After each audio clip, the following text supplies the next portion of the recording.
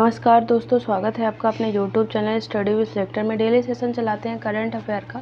उसमें हम आ गए अगले सेशन पे। आज जो हमारा सेशन होगा वो होगा 7 जुलाई का सेशन। हमारा डेली का सेशन होता है, उसमें हम आपको जो करंट के हमारे ऑब्जेक्टिव टाइप के क्वेश्चन होते हैं वो करवाते हैं। एक क्वेश्चन जो लास्ट वीडियो में आपसे पूछते हैं उसका आंसर देते हैं, एक क्वेश्चन डेली हम आपसे पूछते हैं। हमारा डेली का सेशन होता है। आज जो हमारा नया सेशन होगा वो होगा 7 जुलाई का सेशन। तो आज का सेशन शुरू करने से पहले आप लोगों से अपील है, यदि आपने अभी तक हमारे चैनल स्टडी विद सिलेक्टर को सब्सक्राइब नहीं किया तो प्लीज़ सब्सक्राइब कर ले, बेल आइकन जरूर प्रेस करें। सबसे पहले हमारे वीडियो का नोटिफिकेशन आप तक पहुंचता रहे। आपको हमारा वीडियो पसंद आए तो वीडियो को लाइक करें, दोस्तों तक जरूर शेयर करें। चलिए शुरू करते हैं आज का सेशन। देखते हैं हमारा पहला क्वेश्चन क्या कह रहा है। पहला क्वेश्चन कह रहा है, हाल ही में विश्व जूनोसिस दिवस कब मनाया गया। विश्व जूनोसिस दिवस अभी हाल ही में कब मनाया गया। तो हमारा करेक्ट आंसर ऑप्शन सी हो जाएगा। 6 जुलाई को अभी हाल ही में विश्व जूनोसिस दिवस मनाया गया। तो करेक्ट आंसर हमारा ऑप्शन सी हो जाएगा। बात करें, विश्व जूनोसिस दिवस एक महत्वपूर्ण वार्षिक उत्सव है जिसका उद्देश्य जूनोटिक रोगों के बारे में जागरूकता बढ़ाना है। संक्रमण जो जानवरों से मनुष्यों में फैल सकता है। जूनोटिक रोग, जिन्हें जूनोसिस के नाम से भी जाना जाता है, वे संक्रमण हैं जो जानवरों से मनुष्यों में फैल सकते हैं। कुछ प्रसिद्ध उदाहरणों में जैसे swine flu, rabies, bird flu, कई खाद्य जनित जो संक्रमण हैं ये जो है जानवरों से मनुष्य में फैल जाते हैं। उसके जागरूकता के लिए जो विश्व जूनोसिस दिवस है इसको मनाया जाता है। अब बात कर लेते हैं जून के जो हमारे जुलाई के दिवस हैं उनको हम रिवाइज करते जाते हैं डेली डेली देख लेते हैं। तो राष्ट्रीय चिकित्सक दिवस 1 जुलाई को मनाया गया है। विश्व खेल पत्रकारिता दिवस 2 जुलाई को। अंतर्राष्ट्रीय प्लास्टिक बैग मुक्त दिवस 3 जुलाई को। और पालतू पशु स्मरण दिवस 5 जुलाई को मनाया गया है। अगला क्वेश्चन देखते हैं। कह रहा है, किस राज्य के मेडिकल कॉलेजों में छात्र आगामी शैक्षणिक सत्र से हिंदी मीडियम में पढ़ाई शुरू करेंगे। जो मेडिकल कॉलेज हैं, किस राज्य के मेडिकल कॉलेज हैं जहां पर जो स्टूडेंट हैं मेडिकल के, वो जो आगे आने वाला सेशन होगा उसमें हिंदी मीडियम में अपना जो सिलेबस है उसको पढ़ाई हिंदी मीडियम में कर सकते हैं। यूजुअली जो है आपको पता है मेडिकल की जो पढ़ाई होती है वो इंग्लिश में ही उसका सिलेबस होता है सारा। लेकिन कौन सा राज्य है जिसने ये शुरू किया है। तो करेक्ट आंसर ऑप्शन ही हो जाएगा। बिहार राज्य में जो मेडिकल कॉलेज हैं वहाँ पर जो आने वाला सेशन होगा वो मेडिकल कॉलेजों का, वहाँ पर हिंदी मीडियम में जो पाठ्यक्रम है उसकी पढ़ाई शुरू की जाएगी। तो करेक्ट आंसर हमारा ऑप्शन ए हो जाएगा। बिहार की बात करें, राजधानी है पटना और स्थापना दिवस 22 मार्च 1912 है। यहाँ के जो गवर्नर है राजेंद्र विश्वनाथ अर्लेकर और यहाँ के सीएम है नीतीश कुमार। बात कर लें तो बिहार स्वास्थ्य विभाग ने मेडिकल छात्रों को हिंदी माध्यम से एमबीबीएस पाठ्यक्रम में प्रवेश का विकल्प देने का निर्णय लिया है। यह सुविधा राज्य सरकार के 10 और केंद्र सरकार द्वारा संचालित 2 संस्थानों सहित बिहार के सभी 21 मेडिकल कॉलेजों में उपलब्ध होगी। यह पाठ्यक्रम इस साल से शुरू होने वाले आगामी शैक्षणिक सत्र से लागू किया जाएगा। हिंदी माध्यम से मेडिकल पढ़ाई की सुविधा देने वाला बिहार मध्य प्रदेश के बाद देश का दूसरा राज्य बन जाएगा। छात्रों को हिंदी या अंग्रेजी माध्यम में पढ़ाई का विकल्प दोनों, मतलब हिंदी और इंग्लिश का दोनों का विकल्प हुआ जिसमें छात्र चाहेंगे वो पढ़ सकते हैं। और मध्य प्रदेश के बाद दूसरा राज्य बन गया है बिहार जो हिंदी माध्यम में मेडिकल पढ़ाई की सुविधा दे रहा है। अगला क्वेश्चन देखते हैं। कह रहा है, हाल ही में कीर स्टारमर किस देश के नए प्रधानमंत्री बने हैं। कौन? कीर स्टारमर किस देश के नए प्रधानमंत्री बने हैं। तो हमारा करेक्ट आंसर ऑप्शन सी हो जाएगा। ब्रिटेन के नए पीएम बन गए हैं कीर स्टारमर। तो करेक्ट आंसर हमारा ऑप्शन सी हो जाएगा। ब्रिटेन की बात करें, राजधानी लंदन है और मुद्रा यहाँ की पाउंड स्टर्लिंग है। अमेरिका की राजधानी वाशिंगटन डीसी और मुद्रा यहाँ की डॉलर है। चीन की राजधानी बीजिंग और मुद्रा यहाँ की रेनमिनबी है। जापान की राजधानी टोक्यो और मुद्रा यहाँ की येन है। बात करें तो स्टारमर जो है ब्रिटेन के कौन से 98वें प्रधानमंत्री होंगे। 98वें प्रधानमंत्री होंगे। भारतीय मूल के जो ऋषि सुनक वहाँ के प्रधानमंत्री थे, पहले प्रधानमंत्री थे। अब लेबर पार्टी के नेता किए, वो कंजर्वेटिव पार्टी से थे जो ऋषि सुनक। अभी जो वहाँ पर चुनाव हुए हैं वहाँ पर जो ऋषि सुनक की कंजर्वेटिव पार्टी है वो हार गई है और लेबर पार्टी को 14 सालों बाद वो सत्ता में वापसी करे और लेबर पार्टी के नेता हैं कीर स्टारमर, वो ब्रिटेन के नए प्रधानमंत्री बने हैं। ऋषि सुनक की कंजर्वेटिव पार्टी उसमें हार गई है, जो वहाँ के आम चुनाव हुए हैं, और उन्होंने अपने पद से इस्तीफा दे दिया है। किसने? जो वहाँ के प्रधानमंत्री थे ब्रिटेन के, ऋषि सुनक ने उनकी पार्टी के हार के बाद अपना रिज़ाइन दे दिया है और नए पीएम बन गए हैं लेबर पार्टी के नेता कीर स्टारमर। अगला क्वेश्चन देखते हैं। कह रहा है हाल ही में किस कंपनी ने दुनिया की पहली सीएनजी बाइक लॉन्च की है? किस कंपनी ने दुनिया की पहली सीएनजी जो है कंप्रेस्ड नेचुरल गैस जो सीएनजी बाइक लॉन्च की है? तो हमारा करेक्ट आंसर ऑप्शन ए हो जाएगा। बजाज ने जो है, बजाज कंपनी जो है उसने दुनिया की पहली सीएनजी बाइक अभी हाल ही में लॉन्च की, तो करेक्ट आंसर ऑप्शन ए हो जाएगा। बात करें तो बजाज ऑटो ने दुनिया की पहली सीएनजी बाइक जिसका नाम है बजाज फ्रीडम 125 लॉन्च कर दी है। इसकी कीमत 95,000 रुपये से 1,10,000 रुपये के बीच है। बाइक को चलाने के लिए 2 फ्यूल ऑप्शन हैं, यानी 2 लीटर का पेट्रोल टैंक और 2 किलो का सीएनजी टैंक है। दोनों को एक बार फुल कराने से 330 किलोमीटर का माइलेज इसमें मिलेगा। राइडर को एक बटन से सीएनजी से पेट्रोल और पेट्रोल से सीएनजी पर स्विच कर सकता है। उसमें एक बटन होगी जिससे वो सीएनजी से पेट्रोल और पेट्रोल से सीएनजी में उसको स्विच कर सकता है। तो बजाज के द्वारा ये अभी हाल ही में लॉन्च की गई है। अगला क्वेश्चन देखते हैं। कह रहा है हाल ही में किस बैंक ने भारत की हरित हाइड्रोजन पहल का समर्थन करने के लिए 1.5 बिलियन डॉलर के ऋण को मंजूरी दी है? किस बैंक के द्वारा भारत की हरित हाइड्रोजन पहल को समर्थन देने के लिए 1.5 बिलियन डॉलर की ऋण को मंजूरी दी गई है? तो हमारा करेक्ट आंसर ऑप्शन ए हो जाएगा। विश्व बैंक ने जो है 1.5 बिलियन डॉलर के ऋण को मंजूरी दी है भारत की हरित हाइड्रोजन पहल के समर्थन के लिए, तो करेक्ट आंसर हमारा ऑप्शन ए हो जाएगा। बात करें तो विश्व बैंक ने भारत को ग्रीन हाइड्रोजन के साथ साथ इलेक्ट्रोलाइजर और नवीकरणीय ऊर्जा पैठ के लिए बाजार को बढ़ावा देकर कम कार्बन ऊर्जा विकास में तेजी लाने में मदद करने के लिए 1.5 बिलियन डॉलर के ऋण को मंजूरी दी है। किसके लिए? ग्रीन हाइड्रोजन के साथ साथ इलेक्ट्रोलाइजर और नवीकरणीय ऊर्जा पैठ के लिए बाजार को बढ़ावा देकर जो कम कार्बन ऊर्जा विकास में तेजी लाने की मदद के लिए ये सहायता देने की ऋण जो है देने की मंजूरी दी है विश्व बैंक ने। विश्व बैंक इंडिया के कंट्री डायरेक्टर अगस्त्य टानो कौमे ने कहा कि ग्रीन फाइनेंसिंग से देश को अक्षय ऊर्जा को बढ़ाने और कम कार्बन ऊर्जा निवेश के लिए वित्त को प्रोत्साहित करने में मदद मिलेगी। अगला क्वेश्चन देखते हैं। कह रहा है हाल ही में यूनेस्को विश्व धरोहर समिति के 46वें सत्र की मेजबानी कौन सा देश करेगा? किसके? यूनेस्को विश्व धरोहर समिति के 46वें सत्र की मेजबानी कौन सा देश करेगा? तो हमारा करेक्ट आंसर ऑप्शन सी हो जाएगा। भारत जो है यूनेस्को विश्व धरोहर समिति के 46वें सत्र की मेजबानी करेगा, तो हमारा करेक्ट आंसर ऑप्शन सी हो जाएगा। भारत की बात करें, राजधानी नई दिल्ली है और मुद्रा यहाँ की रुपया है। ब्रिटेन की, अमेरिका की बात कर चुके हैं। ऑस्ट्रेलिया की राजधानी कैनबरा और मुद्रा यहाँ की ऑस्ट्रेलियाई डॉलर यहाँ की मुद्रा है। बात करें तो भारत 21 से 23 जुलाई 2024 तक नई दिल्ली में यूनेस्को की विश्व धरोहर समिति के 46वें सत्र की पहली बार अध्यक्षता और मेजबानी करेगा। पहली बार ये करेगा। विश्व धरोहर समिति में बात करें तो 21 देश है। इसमें कितने? 21 देश शामिल हैं। Argentina, Belgium, Bulgaria, Greece, Bharat, Italy, Jamaica, Japan, Qatar, Kazakhstan, ये सारे देश दिए हैं जो इसमें 21 देश शामिल हैं विश्व धरोहर समिति में। यूनेस्को की विश्व धरोहर समिति का सत्र हर वर्ष आयोजित होता है जिसमें 21 सदस्य देशों के प्रतिनिधि शामिल होते हैं। विश्व धरोहर समिति का 45वां सत्र सऊदी अरब के रियाद में 10 से 25 सितंबर 2023 को हुआ था।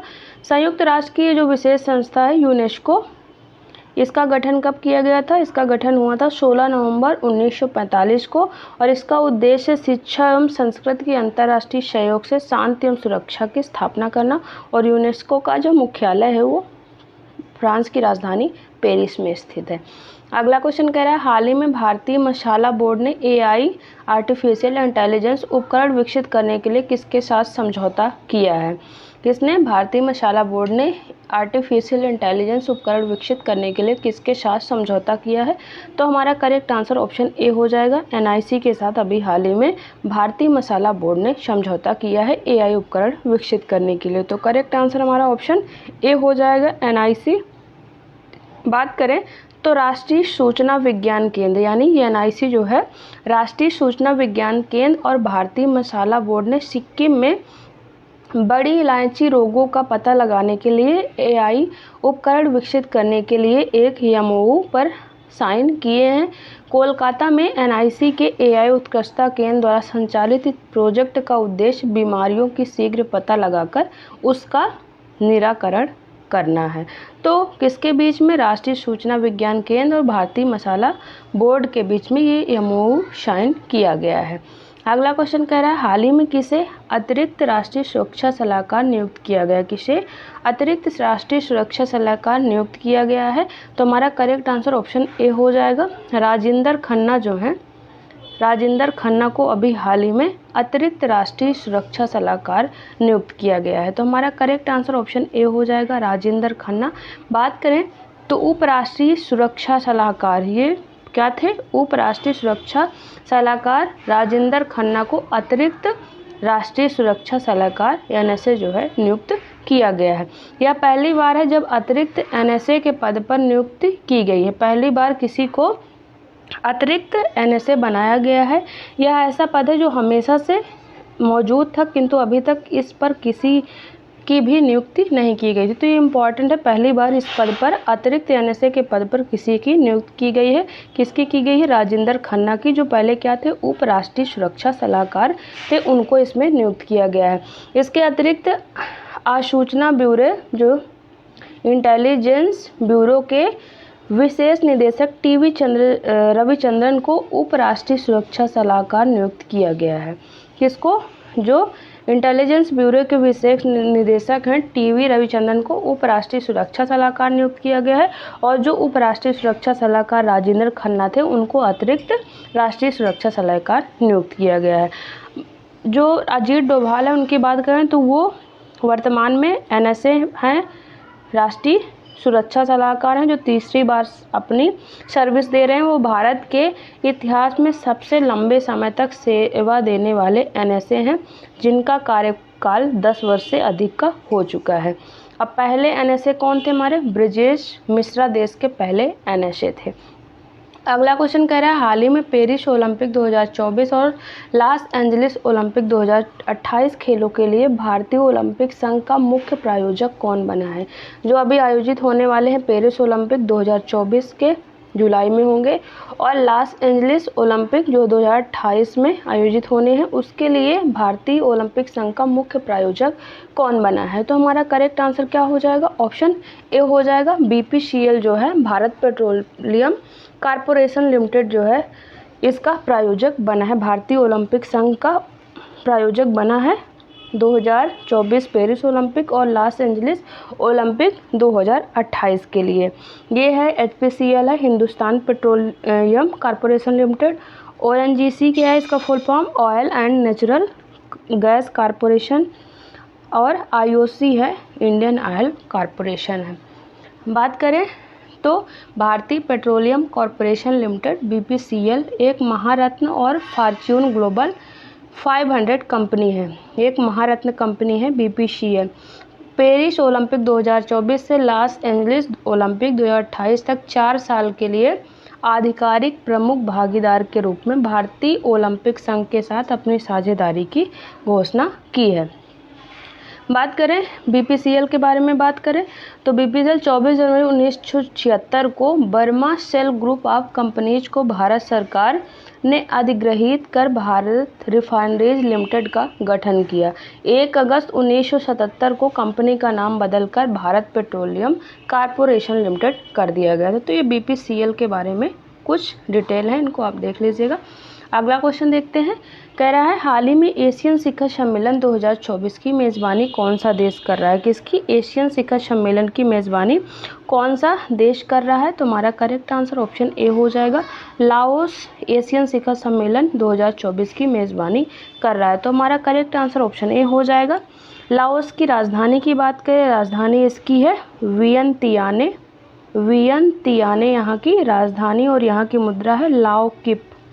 लाओ किप यहाँ की मुद्रा है। भारत की बात कर चुके हैं, चीन की भी बात कर चुके हैं। म्यांमार की बात कर लेते हैं। तो म्यांमार की राजधानी नाओपी ताओ है और यहाँ की मुद्रा क्या है, क्यात यहाँ की मुद्रा है। म्यांमार की मुद्रा की बात कभी कभी एग्जाम में म्यांमार की मुद्रा पूछी जाती है, तो याद रखना क्यात यहाँ की मुद्रा है। बात करें तो एशियन शिखर सम्मेलन 2024 21 से 27 जुलाई तक लाओस की राजधानी जो वियंतियाने है वहाँ पर इसका आयोजन किया जाएगा। अगला क्वेश्चन देखते हैं, कह रहा है हाल ही में किसने स्पाइस अवार्ड 2024 जीता है। किसने स्पाइस अवार्ड 2024 जीता है। तो हमारा करेक्ट आंसर क्या हो जाएगा, शोपना कलिंगल जो है उन्होंने अभी हाल ही में स्पाइस अवार्ड 2024 अपने नाम किया है। तो करेक्ट आंसर हमारा ऑप्शन ए हो जाएगा। बात करें तो त्रिशूर के कलिंगल प्लांटेशन की कृषक शोपना कलिंगन को हाल ही में प्रतिष्ठित मसाला पुरस्कार 2024 से सम्मानित किया गया। किसके, त्रिशूर के कलिंगल प्लांटेशन की कृषक हैं ये। इनको अभी हाल ही में 2024 के स्पाइस जो अवार्ड है उसे सम्मानित किया गया है। ICAR जो भारतीय मसाला अनुसंधान संस्थान है उसने व्यवसाय विविधीकरण और एकीकृत फसल प्रबंधन में उनके उत्कृष्ट कार्य को मान्यता देने के लिए यह पुरस्कार उनको प्रदान किया है। आप देखते हैं हमारा अगला क्वेश्चन कह रहा है हाल ही में किसे प्रेस इन्फॉर्मेशन ब्यूरो यानी PIB का महानिदेशक नियुक्त किया गया है। किसको, PIB यानी प्रेस इन्फॉर्मेशन ब्यूरो का महानिदेशक नियुक्त किया गया है। तो हमारा करेक्ट आंसर ऑप्शन ए हो जाएगा। धीरेन्द्र ओझा को अभी हाल ही में प्रेस इन्फॉर्मेशन ब्यूरो का महानिदेशक नियुक्त किया गया है। तो हमारा करेक्ट आंसर ऑप्शन ए हो जाएगा, धीरेन्द्र ओझा। अगला क्वेश्चन देखते हैं, कह रहा है हाल ही में पार्वती काली सिंध चंबल लिंक परियोजना के लिए किन दो राज्यों के बीच समझौता हुआ है। पार्वती काली सिंध चंबल लिंक जो परियोजना है उसके लिए किन दो राज्यों के बीच अभी हाल ही में समझौता हुआ है। तो हमारा करेक्ट आंसर ऑप्शन ए हो जाएगा। मध्य प्रदेश और राजस्थान राज्यों के बीच में अभी हाल ही में जो पार्वती काली सिंध चंबल लिंक परियोजना है इसके लिए एक MOU पर साइन किया गया है। तो करेक्ट आंसर ऑप्शन ए हो जाएगा। अब बात कर ले तो मध्य प्रदेश और राजस्थान के मुख्यमंत्री, जो मध्य प्रदेश के मुख्यमंत्री कौन है, मोहन यादव, और राजस्थान के हैं भजन लाल शर्मा, ने भोपाल में 72,000 करोड़ रुपए की पार्वती काली सिंध चंबल नदी जोड़ो परियोजना के कार्यान्वयन के लिए समझौता एक MOU साइन किया है। इस परियोजना का उद्देश्य क्या है, इसका उद्देश्य है दक्षिणी राजस्थान की नदियों जैसे चंबल और उसकी सहायक नदियां जैसे कुन्नू, पार्वती काली सिंध में बरसात के दौरान उपलब्ध अतिरिक्त जल का संचयन करना तथा इस जल का उपयोग राज्य के दक्षिणी पूर्वी जिलों में करना है जहां पीने और सिंचाई के लिए पानी की कमी है। इस परियोजना से राजस्थान के 13 जिलों और मध्य प्रदेश के मालवा और चंबल क्षेत्रों को पानी मिलेगा। राजस्थान के 13 जिले इससे लाभान्वित होंगे और मध्य प्रदेश का मालवा और चंबल क्षेत्र इससे लाभान्वित होगा। तो राजस्थान और मध्य प्रदेश के बीच ये MOU साइन किया गया है। अगला क्वेश्चन कह रहा है हाल ही में रूस ने कब तक नए ऑर्बिटल स्टेशन निर्माण की घोषणा की है। तो हमारा करेक्ट आंसर ऑप्शन ए हो जाएगा, ये 2033 है। 2033 तक रूस ने नए ऑर्बिटल स्टेशन निर्माण की घोषणा की है। तो करेक्ट आंसर ऑप्शन ए हो जाएगा।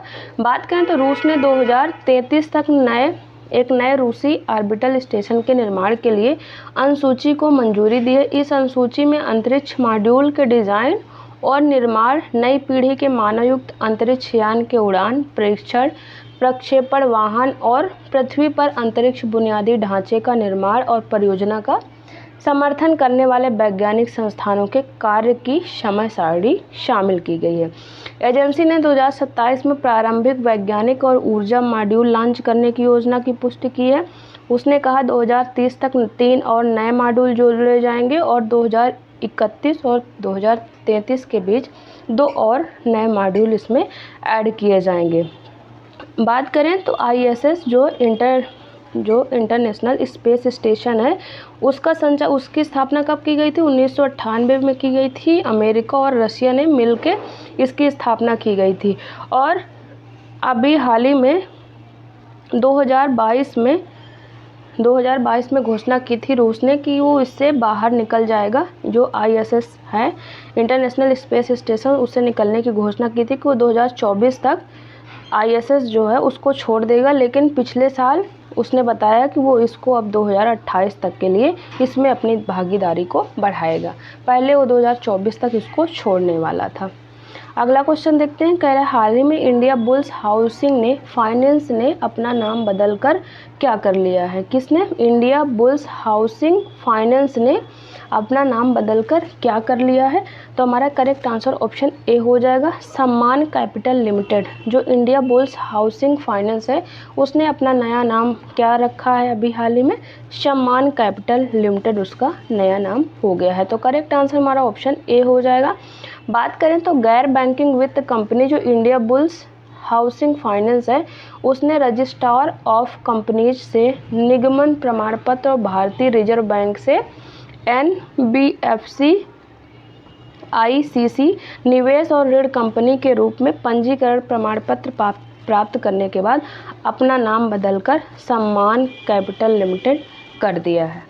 इस तरह से जो हमारा डेली का सेशन होता है वो ख़त्म होता है। आगे हम देखेंगे एक क्वेश्चन जो लास्ट वीडियो में आपसे पूछे थे उसका आंसर देखेंगे। तो क्वेश्चन था हाल ही में चर्चा में रही राइजोटोप परियोजना का संबंध किससे है? चर्चा में रही राइजोटोप परियोजना का संबंध किससे? तो गैडा से संबंधित है राइजोटोप परियोजना जो। तो करेक्ट आंसर हमारा गैडा हो जाएगा। अब डेली की तरह एक क्वेश्चन जो आपसे पूछते हैं जिसका आंसर आपको हमें कमेंट बॉक्स में देना होता है। तो क्वेश्चन कह रहा है हाल ही में ICC T20 में नंबर 1 रैंकिंग पाने वाले पहले भारतीय ऑलराउंडर क्रिकेटर कौन बने हैं? ऑप्शन है Hardik Pandya, option B Ravindra Jadeja, option C Akshar Patel, option C Shivam Dubey. तो इसका आंसर आप हमें कमेंट बॉक्स में ज़रूर दें। इस तरह से हमारा डेली का सेशन है ख़त्म होता है और डिस्क्रिप्शन में हमारे टेलीग्राम चैनल का लिंक दिया है, वहाँ से आप हमारे टेलीग्राम चैनल को ज़रूर ज्वाइन करें। वहाँ पर आपको डेली सेशन की PDF एकदम फ्री में अवेलेबल रहेगी और साथ में सारे जो क्वेश्चन होंगे उनके आंसर भी दिए रहते हैं जिससे आपको रिवीजन में आसानी होगी। तो आप हमारे टेलीग्राम चैनल को ज़रूर ज्वाइन करें। और जाने से पहले आप लोगों से अपील है, यदि आपने अभी तक हमारे चैनल स्टडी विद सिलेक्टर को सब्सक्राइब नहीं किया तो प्लीज़ सब्सक्राइब कर लो, बेल आइकन ज़रूर प्रेस करें, ये सबसे पहले हमारे वीडियो का नोटिफिकेशन आप तक पहुँचता रहे। आपको हमारा वीडियो पसंद आए तो वीडियो को लाइक करें और दोस्तों तक ज़रूर शेयर करें। चलिए मिलते हैं आपसे नेक्स्ट वीडियो में, तब तक के लिए थैंक यू।